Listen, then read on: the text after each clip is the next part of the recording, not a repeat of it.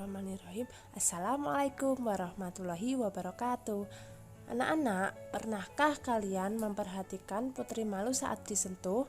Saat disentuh, putri malu akan mengatupkan daunnya. Mengapa demikian? Yuk kita simak video ini. Pada video kali ini, kita akan belajar tentang adaptasi tumbuhan. Seperti pada video sebelumnya, adaptasi pada tumbuhan juga terdiri dari 3 jenis, yaitu adaptasi fisiologi, adaptasi morfologi, dan adaptasi tingkah laku. Mari kita pelajari satu persatu. Yang pertama ada adaptasi morfologi. Contohnya ada kaktus.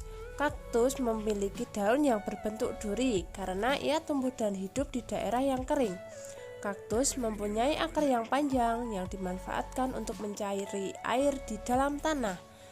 Kaktus disebut sebagai tumbuhan xerofit karena ia hidup dan tumbuh pada daerah kering dan tandus. Yang kedua ada bunga teratai.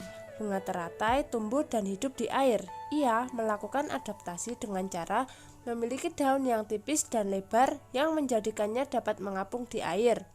Kemudian ada enceng gondok. Enceng gondok dapat hidup di air. Ia beradaptasi dengan cara mempunyai akar yang banyak yang berfungsi supaya tidak terbalik ketika berada di air. Bunga teratai dan enceng gondok disebut dengan tumbuhan hidrofit karena ia hidup di air. Kemudian yang terakhir ada tumbuhan paku atau lumut. Tumbuhan ini tumbuh dan hidup di daerah yang lembab. Karena hidup di daerah yang lembab, maka tumbuhan paku dan lumut disebut dengan tumbuhan higrofit. Paku dan lumut memiliki stomata yang lebih banyak terdapat di permukaan atas daun, sehingga ia sering melakukan gutasi atau proses pengeluaran air di sepanjang tepi daun. Daun dan batang memiliki lapisan kutikula dan lilin yang tipis. Hal ini bertujuan untuk mengurangi penguapan. Adaptasi yang kedua adalah adaptasi fisiologi. Contohnya pada tumbuhan berbunga.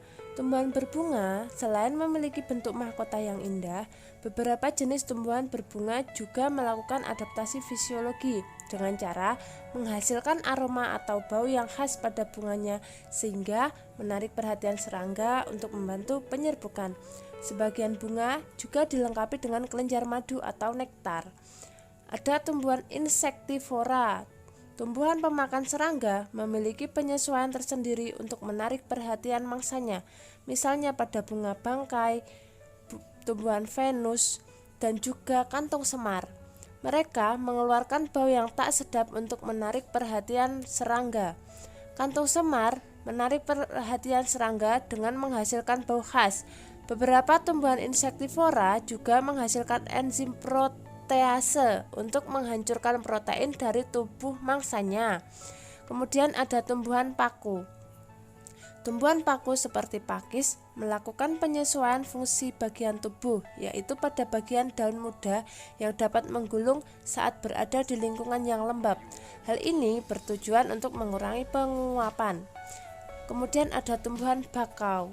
Pohon bakau dapat hidup di daerah pesisir pantang atau daerah pasang surut dengan cara menyesuaikan fungsi bagian tubuh, yaitu pada bagian akar gantung yang difungsikan untuk pernafasan di air saat air pasang.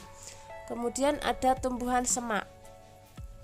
Beberapa tumbuhan semak seperti azela, ilalang, dan sebagainya dapat menghasilkan zat yang bersifat racun bagi hewan herbivora atau hewan pemakan tumbuhan, sehingga binatang enggan untuk mendekat ataupun memakannya.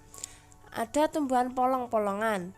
Beberapa jenis tumbuhan polong-polongan melakukan adaptasi terhadap lingkungan dengan cara menyesuaikan fungsi bagian tubuh, terutama pada bagian daun, yaitu daunnya dapat menutup di siang hari untuk mengurangi penguapan.